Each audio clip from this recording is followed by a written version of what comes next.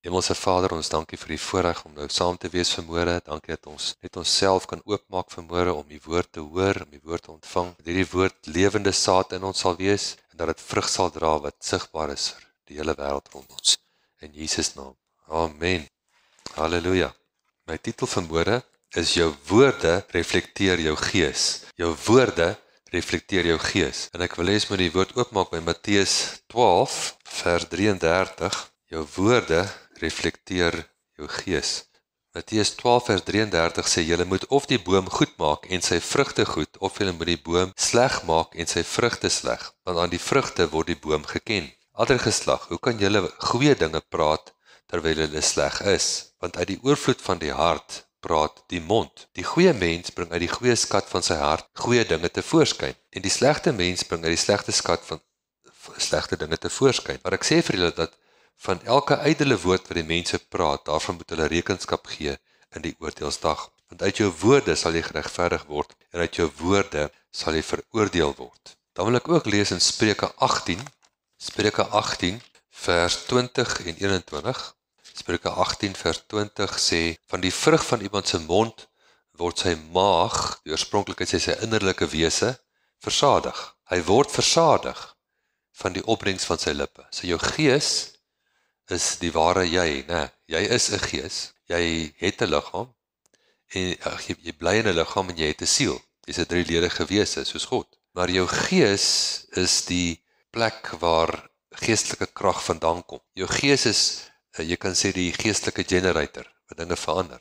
En hy sê dat jou gees word versadig, hy word geweek in. Jy kan dit so stel, jou gees word gemarineer in die woorde wat jy elke dag sê. Jou woorde wat jy elke dag spreek, marineer jou gees, om aan jou gees 'n sekere geur te gee. Amen. So, jou gees word versadig van die vrug van jou mond. En daai opbrengs wat daar uitkom, leef jy van. Dood en lewe is in die mag van die tong, en elkeen wat dit graag gebruik, sal die vrug daarvan eet. Johannes 6 en vers 63, Johannes 6 vers 63 sê die volgende, dit is die gees wat lewend maak, die vlees is van geen nut nie. Die woorde wat ek met julle spreek, is gees en is lewe. So, woorde is gees. Woorde is gees. Woorde, kan jy ook sê, is geestelike geleiers of geestelike houers. Jou woorde dra oor wat in jou gees is. Jy is soos God gemaak, in die beeld van God geskaap. Genesis 1 vers 26 en tot 28. En God het gesê, laat ons mense maak na ons beeld, na ons gelykenis, en laat hulle heers oor die visse van die see, en die voëls van die hemel, en die vee, en oor die hele aarde, en oor al die diere wat op die aarde kruip. En God het die mens geskape na sy beeld. Na die beeld van God het hulle geskape. Man en vrou het hulle geskape. En God het hulle geseën, en God het vir hulle gesê, wees vrugbaar, vermeerder, vul die aarde, onderwerp dit, en heers oor die visse van die see, en die voëls van die hemel, en oor al die diere wat op die aarde kruip. So God is gees. Johannes 4 staan, God is gees, vers 23 en 24. God is gees. En jy wat hom aanbid, moet hom in gees en waarheid aanbid. Nou goed, so woorde gelei gees. Woorde bevat gees. Die woorde wat ek met julle spreek, sê Jesus is gees en is lewe. So al die geestelike magte, al die geestelike krag moet voortgelei word deur woorde. Jou woorde kan leeg wees, jou woorde kan halfvol wees, en jou woorde kan vol wees. Jy kan woorde van geloof spreek, en jy kan woorde van ongeloof spreek. Jy kan, sonder dat ons eers hierdie lering gehoor het, wat ek vandag gee, het jy al lankal geweet, jy voel iemand se woorde. Jy voel of daai persoon liefde in sy woorde het, en of dit leefwoorde is. Jy kan in 'n vertrek aankom, na iemand daar gepraat het, en voel my, hier was iets gewees in hierdie vertrek, mensheid beklei. Is dit nie? Dit is jou gees wat dit optel. Die woorde doen dinge. So, die Bybel sê mans, julle moet julle vrouens lief hê. En die Bybel sê vrouens, julle moet julle mans respekteer. Né? Nou kan jy kyk, as ek kyk of ek gehoorsaam is, dan moet ek kyk dat my woorde vol liefde is. As ek woorde spreek teenoor my vrou wat vol liefde is, dan is ek besig om gehoorsaam te wees daaraan, om haar lief te hê, né? Die vrou moet kyk dat haar woorde vol respek is.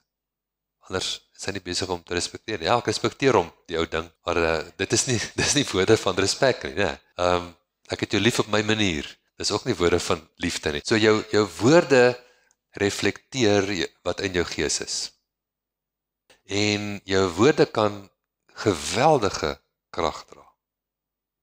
Geweldige krag, ons gaan daarna kyk. En die interessante ding, ek bedoel, wat ons geleer het, Romeine 10, vers 8, 9 en 10. Dis 'n baie belangrike beginsel.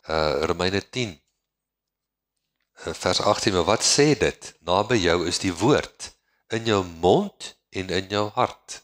Dit is die woord van geloof, wat ek, Paulus, verkondig. As jy met jou mond Jesus as Here bely, en met jou hart glo, dat God hom uit die dode opgewek het, sal jy gered word. Want met die hart glo ons tot geregtigheid, en met die mond bely ons tot redding. So ons weet dat wedergeboorte is 'n eenmalige gebeurtenis. Jy kan nie elke dag gebore word nie. Dis hoekom daar actually op jou geboortesertifikaat nie 'n week staan nie, daar staan 'n dag en 'n datum. Jy word eenmaal gebore, maar redding is daagliks. Want as elke dag gevare, daar's elke dag challenges en behoeftes waarvan jy gered moet word, né? En dis hoekom redding 'n daaglikse ding is. Nou sê ek die volgende hierso, indien jy sukkel om redding te ervaar in 'n spesifieke area van jou lewe, kry jou mond en jou hart in lyn met mekaar en in lyn met God se woord daardie area. As jy jou mond en jou hart in lyn kry en daai twee in lyn kry met God se woord, gaan jy redding ervaar in daardie area. Dit kan die area wees van gesondheid, dit kan die area wees van finansies, dit kan die area wees van verhoudings. Daar's baie areas waar ons redding nodig het, né? Maar ons roeping is om ons mond en ons hart in lyn te kry. Want wanneer ek die woord van God deponeer in my hart, is wanneer geloof kom. Romeine 10 vers 17, die was nou sê, die geloof is uit die gehoor, en die gehoor is deur die woord van God. So, sonder geloof kan ek nie God behaag nie. Geloof is die skakelaar wat God se krag aan die beweeg sit. God se krag is oral teenwoordig, maar dit beweeg nie oral nie. Amen. En dit beweeg net waar die skakelaar van geloof aangeskakel word. Iemand moet die moeite doen om die skakelaar aan te skakel, sodat geloof, sodat die krag van God kan beweeg. As ons die krag van God wil ervaar. En dit is die skakelaar van geloof, wat God se krag aanskakel. En ek stel geloof vry deur my woorde, maar dit help nie. Ek stem saam met die woord, maar ek deponeer nie die woord in my hart nie. Ek moet nie net saamstem met die woord nie, ek moet ook die woord deponeer. Die woord is geestelike saad. Dit moet gedeponeer word in my gees, dat dit kan opspring, vrug bring, en iets in my gees groei. En soos dit groei, dan begin daai woorde met meer krag uit my mond uitkom, né? Ek kan nie dit fake nie. Of jy mediteer die woord, of jy mediteer nie die woord nie. Amen.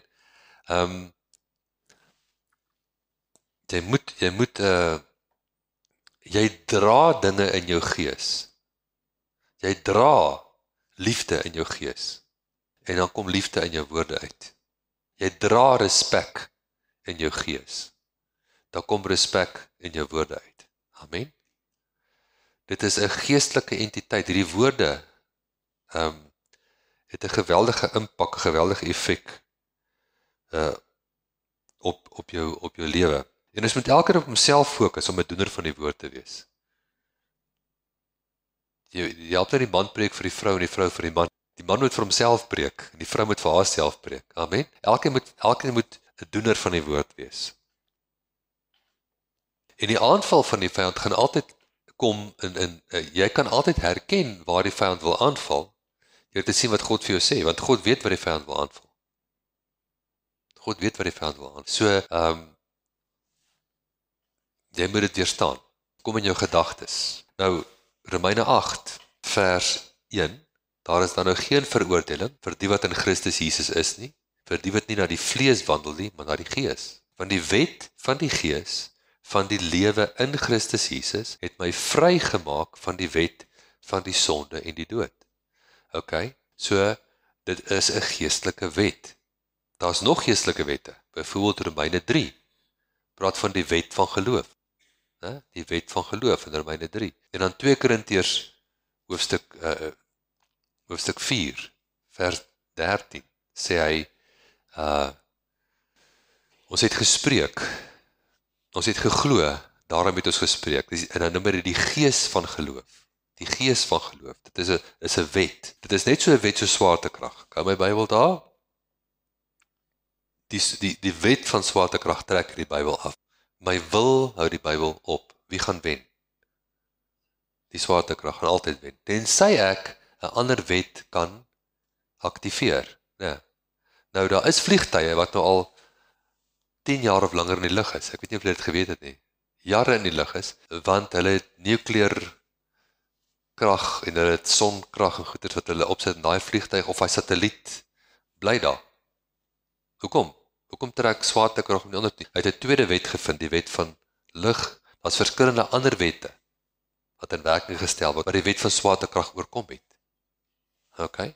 So, in die geestelike realm sê hy die wet van die gees, van die lewe in Christus Jesus, het my geliberate, dit het my vrygemaak van die wet van die sonde en die dood. Paulus sê in homself het hy sy bes gedoen, maar hy kon dit nie regkry nie.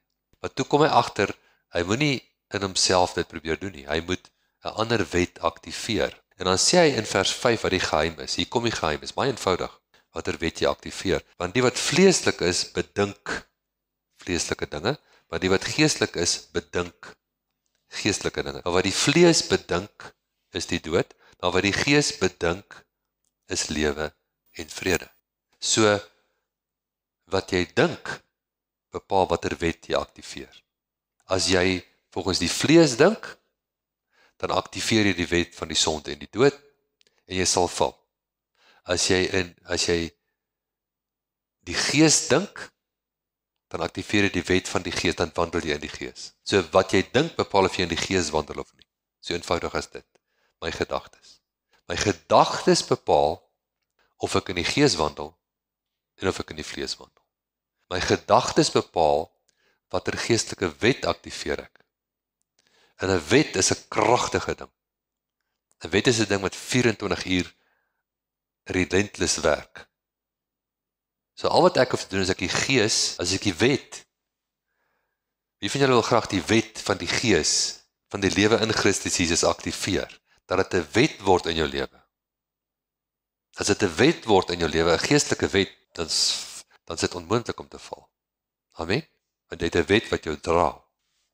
Al wat jy moet doen is, jy moet elke gedagte gevange neem, tot gehoorsaamheid aan Christus. 2 Korintiërs 10 vers 4. Neem elke gedagte gevange, tot gehoorsaamheid aan Christus. Wat jy dink van ander mense, wat jy dink van jouself. So, hoe gaan die vyand jou aanval? Hy gaan jou eers aanval met gedagtes oor wat jy dink van jouself. Dan gaan hy jou aanval met gedagtes oor wat jy dink van die mense rondom jou. Dan gaan hy jou aanval met gedagtes wat jy dink oor die land, en die omstandighede, en jou finansies, en die politiek, en waar gaan die wêreld heen? En wat gaan jy eet? En wat gaan jy drink? En wat gaan word van jou? Wat klink dit bekend? Dis Matteus 6. Ne? So hy kom altyd met daai aanvalshoek, en hy kom spesifiek ook by die aanvalshoek van, hoekom doen God nie iets nie? Hy bevraagteken God se karakter. Dis presies wat hy in die tuin van Eden gedoen het. Ne? Wat is die antwoord? God het reeds iets gedoen. Galasiërs 1 vers 3 en 4. Hy het homself gegee vir jou sondes, sodat hy jou kan uitred uit die teenwoordige bose wêreld volgens die wil van ons God en Vader. Die vraag is, hoekom ontvang jy nie bietjie nie? Wat gaan met jou aan? Goed, so my woorde is ontvangers, my woorde is houers, my woorde gelei. Ek moet bietjie na myself luister. Ek moet nie net luister wat ek sê nie, maar ek moet ook my woorde beoordeel. Kom die woorde uit my mond uit met liefde in? Kom die woorde uit my mond uit met geloof in? Spreek ek leefwoorde? Nou as jy agterkom jy spreek leefwoorde, moenie te bekommerd wees nie, jy kan dit maklik vol kry. Amen. Al wat jy doen is, jy weet, jy het een versie nodig om te ken. Geloof kom uit die gehoor en die gehoor uit die woord van God. So vat die woord en sit dit in jou mond en sit dit in jou hart en mediteer dit. Maak jou hart vol van God se woord. Markus 11 vers 21. En Petrus het onthou en vir hom gesê, Rabbi, kyk, die vyeboom wat u vervloek het, is verdroog. Jesus antwoord en sê vir hulle, julle moet geloof in God hê, of julle moet die geloof van God hê. Want voorwaar ek sê vir julle, dat elkeen wat vir hierdie berg sê, hef jou op en werp jou in die see, en nie in sy hart twyfel nie, maar glo dat wat hy sê, sal gebeur. Die Engels sê daar, hierdie man glo dat al die dinge wat hy sê sal gebeur. Hy glo dat alles wat hy sê sal gebeur. Dis 'n gewoonte by hom. Dis 'n geloof by hom. Amen. Hy sal verkry net wat hy sê. Daarom sê ek vir julle, alles wat julle in die gebed vra, glo dat julle dit ontvang en julle sal dit kry. So, jy ontvang eers voordat jy kan kry. Jy ontvang in die geestelike riem, dan kry jy in die fisiese riem. Amen. Voor jy nie kan ontvang in die geestelike riem nie, kan jy nie kry in die fisiese riem nie. As jy dit nie kan ontvang nie, kan jy dit nie kry nie. Wil jy dit hê, dan moet jy dit ontvang. Wanneer ontvang jy? Jy glo, jy ontvang wanneer jy vra. Dan sal jy kry. Amen. Dis 'n geestelike beginsel. Kom ons lees dit weer, vers 24. Daarom sê ek vir julle, alles wat julle in die gebed vra, glo dat julle dit ontvang en julle sal dit kry.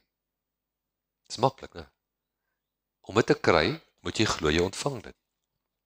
Dit is oefening. Hy praat van in Timoteus, sê hy, oefen jou in godsaligheid. Oefen jou in godsaligheid. Hy sê, deur dit te doen, sal jy jouself red, Timoteus, en jy sal ook die mense red wat jou hoor.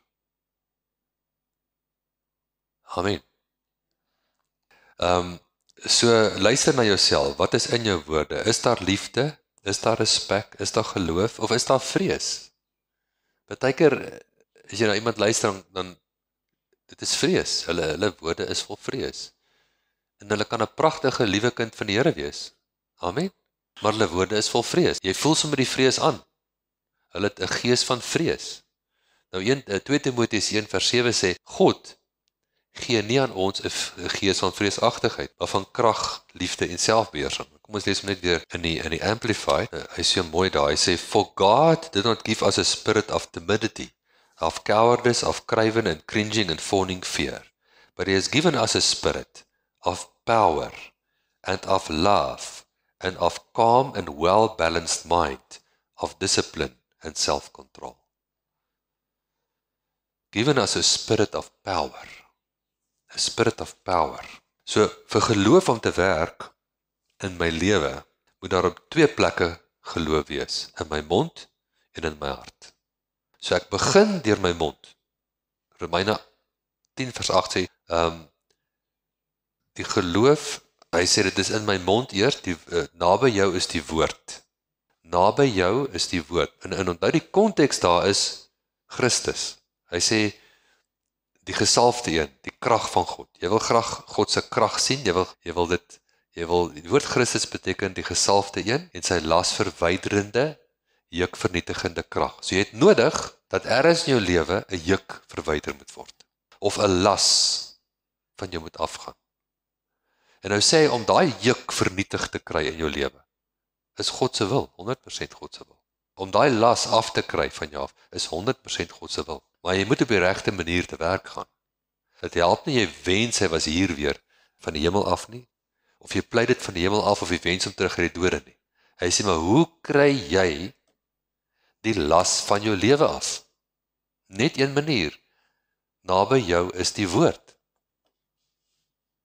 Al wat daai las uit jou lewe uit gaan haal, en daai juk gaan breek, is die woord. En dit hang van jou af, of jy, wat jy met die woord doen. Want wat jy met die woord doen, is wat jy met God doen.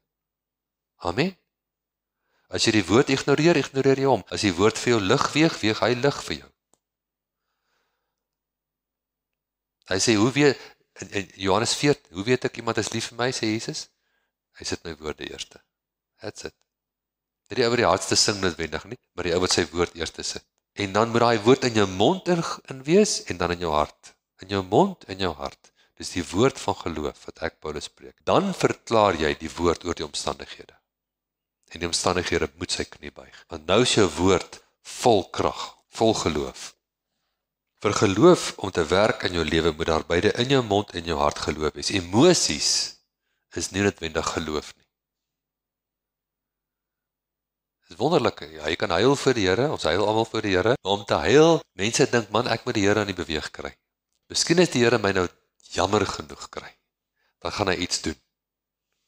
Nou kom ons huil 'n bietjie. Ek sê wat ons moet doen, ons moet 4000 mense kry om vir ons te bid. Dink jy nie, dit sal die Here beweeg nie. Die Here sal kyk, dis om nou baie mense in daai gebedsketting, waar ek dink ek moet nou, dis pragties, ek is nou uitgestem hierso hoor. Baie mense dink so, hulle sal nie erken nie, maar as jy na hulle aksies kyk, dan sê hulle, hy oom van my lê in die hospitaal, maar moenie worry nie, ons het 10.000 mense wat vir hom bid. Dis nie wat die woord sê nie, julle. Wat sê die woord? Kom ons kyk na Jakobus 5. Jakobus 5. Lees ons sommer die Amplified van vers 15. And the prayer that is of faith will save him who is sick. Kijk, daar sien jy baie mooi, dat redding is genesing. Amen. And the Lord will restore him. And if he has committed sins, he will be forgiven. Dis nie te sê hy het nie. But if he has, he will be forgiven. Confess to one another therefore your faults, your slips, your false steps, your offenses, your sins, and pray also for one another, that you may be healed and restored to a spiritual tone of mind and heart. Nou luister hier, so the earnest, heartfelt, continued prayer of a righteous man makes tremendous power available, dynamic in its working. Tremendous power kan beskikbaar gestel word. Nou, hy sê die continued prayer, aanhou. Jy kan nie aanhou vra in geloof nie, né? Dan is dit nie geloof nie. Ek kan nie sê, ek glo ek ontvang, ek het dit. Ja. En 'n uur later weer, ek glo ek ontvang nou, en ek het dit. Dat jy nie nou nog geglo ontvang nie. Is jy met my? Jy kan net eenmaal sê ek glo ek ontvang, as jy in geloof te doen. Nou het jy dit mos. Nou hoe continue jy dan in prayer? Hy sê, you continue therein with thanksgiving. Nou dis presies waar Filippense 4 vir ons sê. Hy sê, maak julle behoeftes bekend aan God. Nou kan jy vra, nou, maar dink jy God weet dit nie? Nee, hy weet dit, maar jy moet dit na hom toe bring. Jy moet hom die reg gee om iets te doen. As jy nie God die reg gee om iets te doen nie, dan kan hy nie. Dan sit hy en huil saam met jou, maar hy kan niks doen nie, want jy het nie van hom gevra nie. So jy moet eers bekend maak by hom, met gebed en petisie en danksegging. So jy gaan na hom toe in gebed, die woord petisie of supplication wat daar gebruik word, beteken ek kom met 'n amptelike versoek, ek kom op grond van die woord. Die woord sê, in 1 Petrus 2 vers 24, who his own self bore our sins in his own body on the tree, that we, being dead to sin, should be alive unto righteousness, by whose stripes we are healed. Okay? Dis wat die woord sê. Op grond van daai woord kom ek nou. En ek sê, Vader, deur die bloed van Jesus, deur die wonde van Jesus, is daar vir my genesing gekoop. Ek kom nou na U toe en ek ontvang dit in Jesus naam. Ek glo ek ontvang dit nou. In die naam van Jesus is ek genees. Amen. Nou moet jy continue in prayer, en dan continue jy met thanksgiving. Jy sê, dankie Jesus, halleluja, prys die naam van Jesus, halleluja. En die duiwel sê, maar jy lyk nie beter vir my nie, sê ek, halleluja, prys die naam van Jesus, halleluja, dankie Jesus, ek is gesond, halleluja. En die duiwel raak gefrustreerd, en sê, maar luister nie wat ek sê nie, ek sê, nee, halleluja, prys die Here, ek luister nie wat jy sê nie, en ek hou net aan om te loof, en te prys. En deur dit te doen, wat gebeur?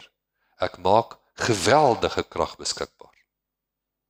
Ek maak 'n pad deur my gees vir dieselfde krag wat Jesus opgewek het uit die dode om te vloei. Halleluja. Dis wat Efesiërs 1 vir ons sê, deur aan te hou met lofprysing. Dan Oliver het vanoggend gesê, daai lofprysing, daai worship, daai aanbidding.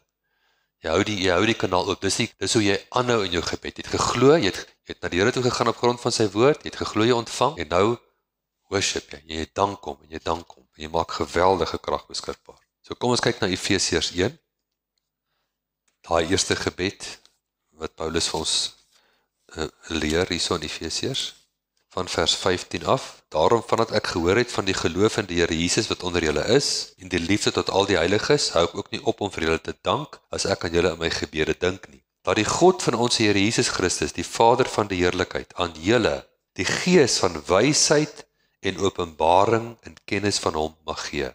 Verligte oë van julle verstand. Jy sien? So die eerste ding wat hy bid is, Here, ek bid vir die mense, dat die liggie in hulle kop kan aangaan, dat hulle kan sien, want hulle probleem is, hulle sien nie. Hosea 4 vers 6 sê, my volk gaan te gronde, word afgesny, ontvang nie, weens 'n gebrek aan kennis, hulle sien nie. So dat jy kan weet wat die hoop van, en ons het 3 dinge wat hy bid, dat hulle kan weet wie hulle is, dat hulle kan weet wat hulle het, wat aan hulle behoort, en dat hulle kan weet wat hulle kan doen. Okay? Eerstens, wat is die hoop van sy roeping? Dis wie hy is. Nommer 2, wat is die rykdom van die heerlikheid van sy erfdeel onder die heiliges, dis wat aan jou behoort. Nommer 3, wat die uitnemende grootheid van sy krag is, vir ons wat glo, wat na ons kan toe vloei wat glo, na die werking van die krag van sy sterkte, wat hy gewerk het in Christus, toe hy met die dode opgewek het. Halleluja. So dit is die gebed wat ek vir myself kan bid. Here, help my. Ek kort openbaring, ek kort lig. Want U het aan my gegee die sleutels van die koninkryk. En die sleutel is openbaring. Amen, ek kort openbaring. Wys vir my wie ek is. Jy sien, jy moet jouself so ingrawe daarin, dat dit jou identiteit is. Jy moet jou ou identiteit verloor, en 'n nuwe identiteit kry. Die hoop van jou roeping. Wie ek is in Jesus. Jy moet jou ou gedagtes en wat aan jou behoort verloor, en die nuwe gedagtes wat aan jou behoort kry, jou erfdeel. Jy het nou 'n erfdeel. As iemand 'n erfpors het, dan word hy nie geleidelik ryk nie. Hy word onmiddellik ryk die dag as hy die erfpors kry. Is julle met my? Dis nou syne. En derdens, 'n openbaring van die grootheid van die krag wat na my toe kom wat glo. Romeine 5 vers 17. Ek gaan hom ook in die Amplified lees. Mooi in die Amplified. Romeine 5:17. For if because of one man's trespass, lapse or offense, death reigned through that one, much more surely will those who receive God's overflowing grace, unmerited favor, and the free gift of righteousness, putting them into right standing of himself, reign as kings in life through the one man, Jesus Christ, the Messiah, the anointed one. Die sentrale woord daar is ontvang. Want die wat ontvang, die gratis geskenk van geregtigheid. Maar hoe weet ek het daai gratis geskenk van geregtigheid ontvang? Ek het die openbaring van my geregtigheid. Ek raak ontslaaf van my sondebewustheid, né? Ek het nie meer 'n sondebewustheid nie, ek het nou 'n geregtigheidsbewustheid. Ek ontvang dit. Ek ontvang hierdie geskenk van geregtigheid. Tweedens, wat ontvang ek? Oorvloed van guns. Ek het guns. Bonatuurlike guns, oral waar ek gaan, alles wat ek doen, guns is rondom my, guns is bo oor my, ek het guns. Ek kan na God toe gaan, omdat ek guns het by hom. Ek word genees, want ek het guns by hom. Ek word geseën, want ek het guns by die Vader. Bonatuurlike guns, ek ontvang dit, is myne. Nou uit daai posisie kan ek heers. kan ek eers. Kolossense 2 vers 15. Kolossense 2 vers 15 wil ek vir julle lees.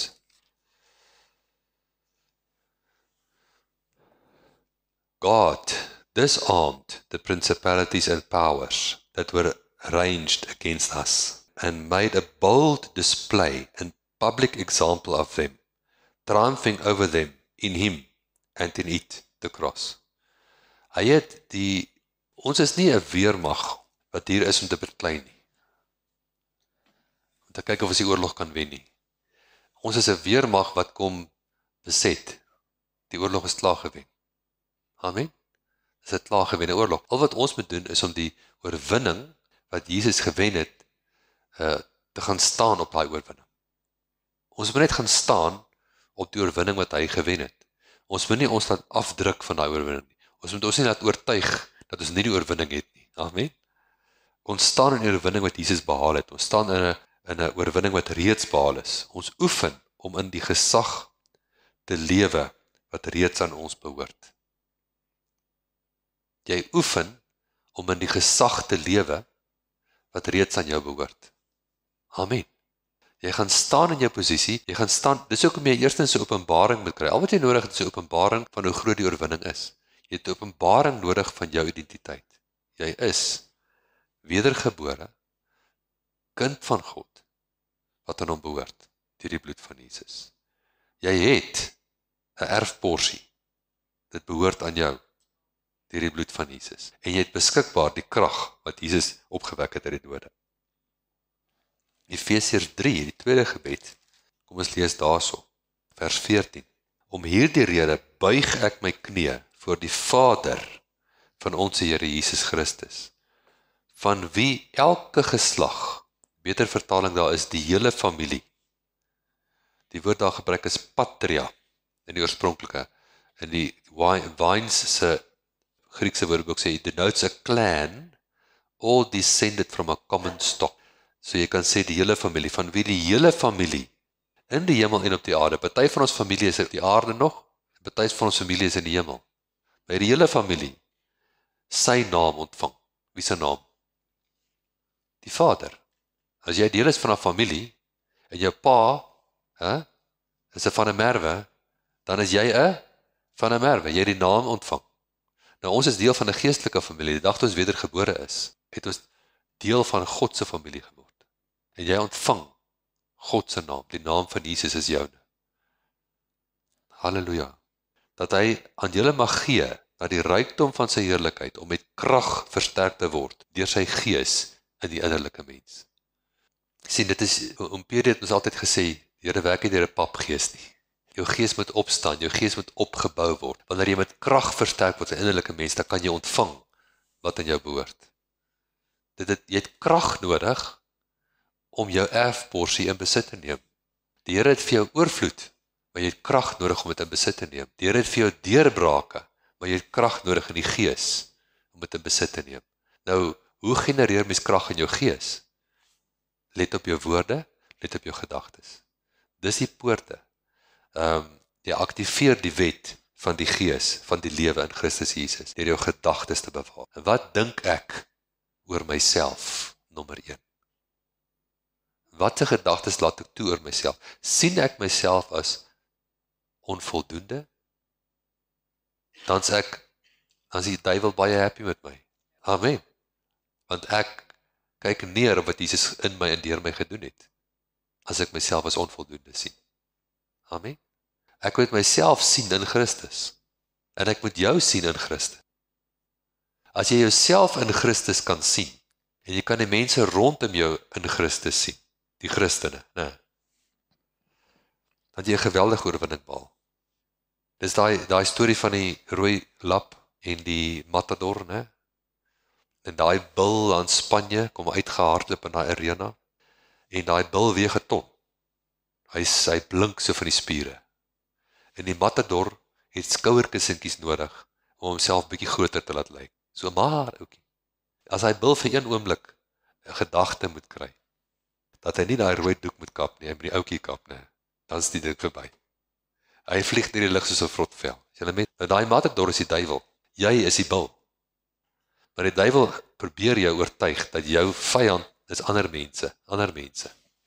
Maar as ek die ander mense in Jesus sien, dan kan ek hulle lief hê, al het hulle foute, al kom hulle teen my. Amen? Al is hulle verkeerd. Maar ek sien daai prentjie van, as iemand leliker iemand met jou is, so jammerder moet jy hulle kry. Is julle met my?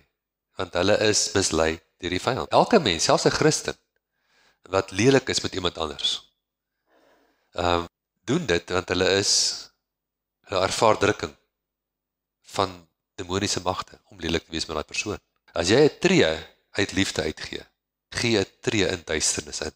Kan nie help nie, dit is so geestelike wetwerk. Elke keer wat jy 'n tree uit liefde uitgee, is jy in die duiwelse territory. Jy is besig om hom te help. Amen? So 'n veilige plek is liefde. Die enigste veilige plek op die aarde is die koninkryk van God. Dit het Jesus ons gesê, ek bedoel, toe daai toring, daai klomp mense doodgeval het in Jerusalem, en die mense kom na Jesus toe en sê, maar wat nou van dit? Wat nou van die toring? En Jesus sê vir hulle, nou dink julle, dat die mense wat nou onder die toring gestaan het en daar doodgeval is, dink julle dat hulle groter sonders was, as al die ander mense in Jerusalem, dat dit nou met hulle moes gebeur het? Dan sê hy vir hulle, voorwaar ek sê vir julle nie, maar kom ek sê vir julle een ding, wat Jesus nou praat, né? Kom ek sê vir julle een ding, julle is almal in gevaar. Watch out vir toring. Julle almal is in gevaar. Hoekom? Die enigste veilige plek is in die koninkryk. En die koninkryk is in jou. As jy nie die koninkryk kragte aktiveer nie, dan kan jy ook in 'n vliegtuig klim wat gaan val. Amen. Maar as jy daai koninkrykskragte aktiveer, dan word dit jou redding. Geloof, liefde, vreugde, vrede is kragte wat uit jou gees uitvloei. Om die stem van die Here te hoor. Kyk vir Joe van der Berg, toe hy daar afstap in Kerkstraat in 1980. En die Heilige Gees sê vir hom, stop. Hy is op pad werk toe. En hy sê vir hom, draai om, gaan om die blok. En toe hy halfpad om die blok, toe gaan die 1980 Pretoria bom af, presies waar hy sou gewees. Jy sien? Redding, dis redding. Hoe is hy gered? Hy het net die stem gehoor en gehoorsaam. Hy was bewus van sy gees. Hy het tyd gevat om sy gees te bou, sodat hy bewus was van sy gees. As jy nie tyd vat om jou gees te bou en bewus word van jou gees nie, gaan jy nie die stem hoor nie. My skape hoor my stem, jy sien. Dan gaan ons gesê, oeg, die Here wil seker vir ons iets leer om ou Joe op te blaas met die bom. Nonsens. Dit beteken dat Joe het nie geluister nie. Amen. Maar die Here het hom gewaarsku. Maar ons dank God, hy het geluister, want nou het hy 'n getuienis vir die res van sy lewe. Amen. Wat die duiwel nie kan verander nie. Iemand het gehoor, iemand het geluister. So, ons oefen en beoefen ons nuwe identiteit. Nou wat sê Timoteus? Timoteus sê, oefen jou in godsaligheid. Oefen jou in godsaligheid. En wat moet ek oefen? Ek oefen liefde. Ek oefen vreugde. Ek oefen vrede. Hoe sterker ek vrede kan beoefen, hoe meer vrede kom daar om my. Ek word die kanaal vir die vrede om te kom. Ek oefen om die woord in my mond in te sit en in my hart in te sit. En ek oefen om dinge te antwoord. Ek oefen om te antwoord. Antwoord alles. Die duiwel praat met jou, antwoord hom. Hy sê vir jou, jy gaan dit nie maak nie, dan antwoord jy hom. Onthou in die versoeking, in die woestyn. Die duiwel het nie verskyn aan Jesus met 'n groot vurk en 'n bietjie swaal reuk op hom en 'n stert met 'n punt nie. Glad nie. Want die woord sê hy is versoek net soos ons. Het die duiwel al so in een van julle verskyn? Nou ja, hoe val die duiwel jou aan met jou gedagtes? So die duiwel het 'n gedagte gebring aan Jesus, wat gesê het, as jy die seun van God is, hoekom verander jy nie die klippe in brode nie? En onmiddellik het Jesus herken, hierdie is nie my gedagte nie, en hierdie is nie van God af nie, hierdie is die vyand. Dis die eerste wat jy moet doen met die duiwelse gedagtes, jy moet dit herken. So as jy 'n gedagte kry van, jy is onvoldoende, jy is nie goed genoeg nie, wat moet jy antwoord? Jy moet antwoord 2 Korintiërs 5 vers 17. Daarom as iemand in Christus is hy 'n nuwe skepsel. Die ou ding het verbygegaan, kyk, alles het nuut geword. Halleluja.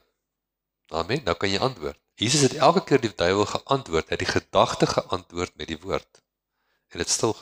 So Hebreërs 4 vers 2 gee vir ons 'n waarskuwing. Dit sê Hebreërs 4 vers 2, wat aan ons is die evangelie ook verkondig, net soos aan hulle.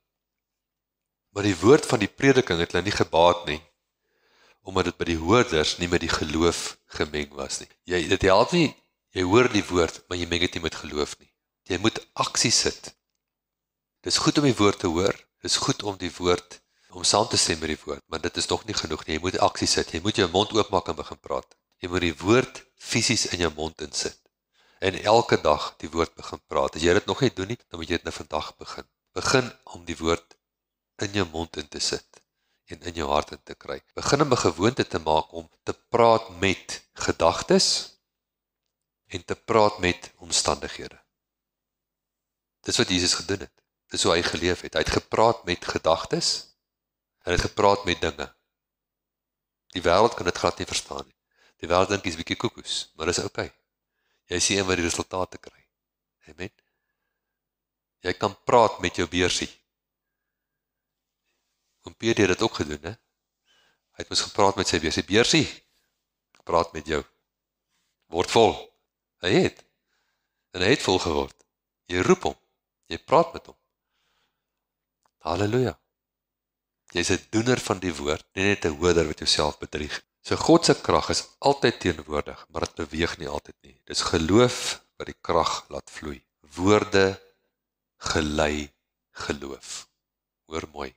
Woorde gelei geloof. Of dit gelei ongeloof. En jy moet seker maak dat jou woorde nie ongeloof gelei nie, maar dat dit geloof gelei.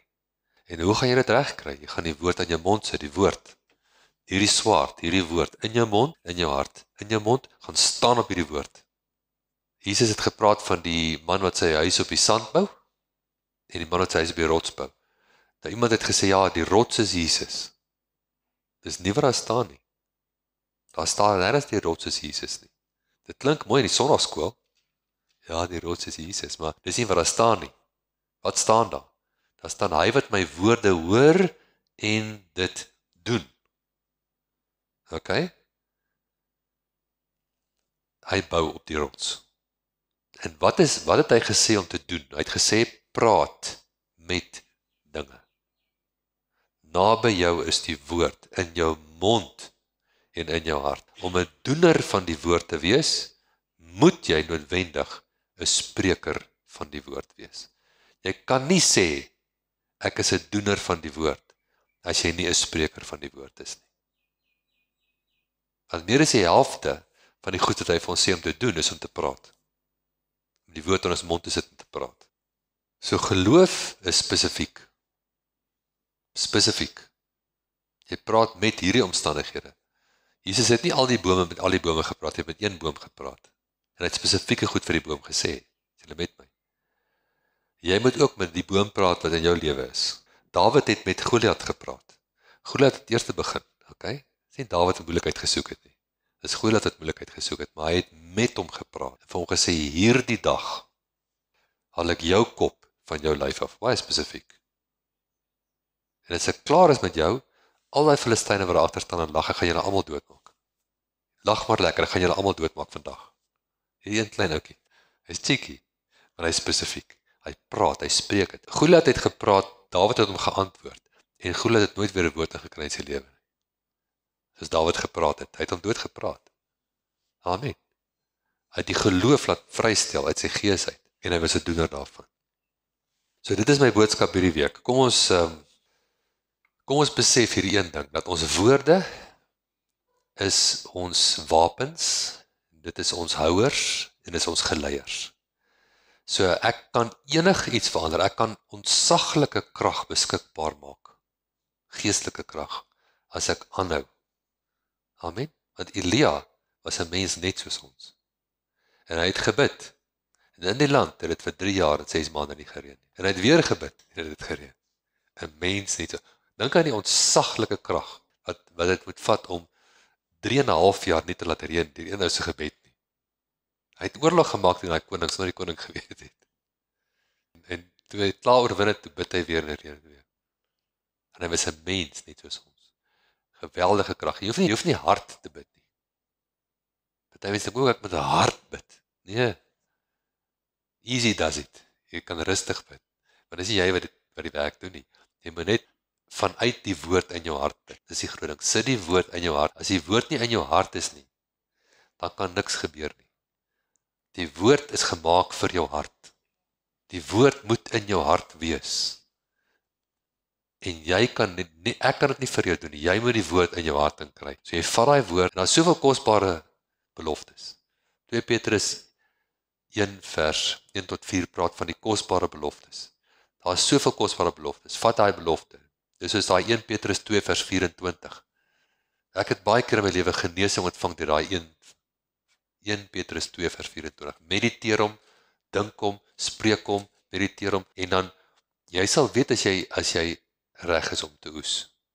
Onthou, hy sê, hy plant, en hy gaan slaap, en hy staan op, nag en dag, en van self bring die aarde vrug voort. Hoe weet hy nie? Die ou verstaan nie mooi hoe dit werk nie, maar hy weet dit werk. Hy sê, wanneer die oes dit toelaat, is eers die halm, dan die aar, dan die volle koring in die aar. En wanneer die oes dit toelaat, dan steek hy die sekel in. So jy moet nou al plant vir môre se krisis. Jy moet nou al plant vir volgende jaar se probleme.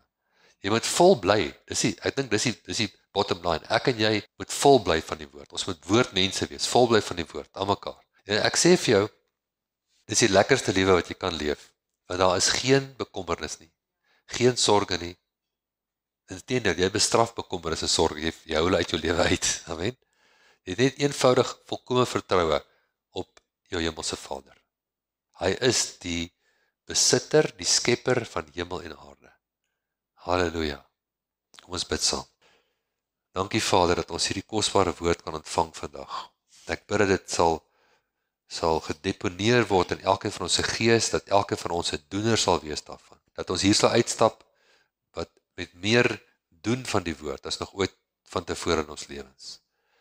Ek bid dat hierdie openbaring van ons woorde kragtig in ons sal wees, dat ons woorde nooit ydel sal wees nie. Dat woorde sal wees gevul met liefde, gevul met vreugde, gevul met vrede, gevul met selfbeheersing, gevul met geloof, gevul met krag wat van U afkom. Ons dank U daarvoor, in Jesus naam. Amen. Halleluja.